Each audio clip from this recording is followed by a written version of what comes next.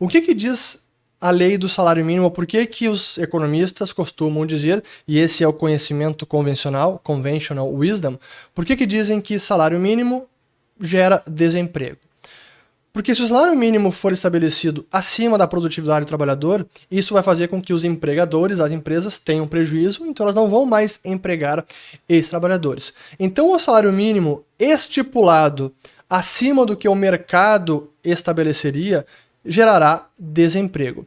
Agora, isso significa que o salário mínimo sempre em qualquer lugar causará desemprego? Não necessariamente, porque depende das condições de cada país. Se for, por exemplo, uma economia com uma alta taxa de inflação, como foi o Brasil do passado, se estabelecer o salário mínimo na semana hoje, ou nessa semana, na semana que vem, daqui um mês ou mais, aquele salário mínimo já vai ter sido ultrapassado pela inflação e já vai estar defasado e não mais estará acima da produtividade do trabalhador.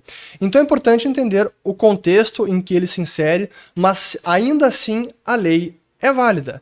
Então não é porque naquele caso específico, esse que eu citei agora, que a lei não se verifica na prática, que então a lei geral foi invalidada. A lei de que salário mínimo gera desemprego. Então é nesse sentido que é importante entender como o salário mínimo funciona e como outras políticas funcionam também.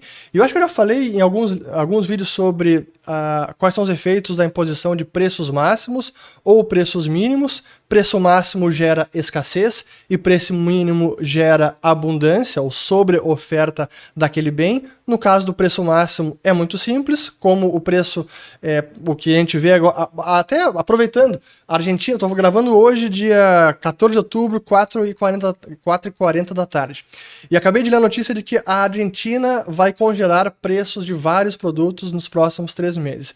E qual vai ser o efeito disso? A escassez. Porque no momento que você estabelece um preço máximo, significa que você está colocando uma limitação no preço que o comerciante, o produtor, pode vender. E que no mercado livre o preço estaria acima, até por conta, ou especificamente por causa da inflação.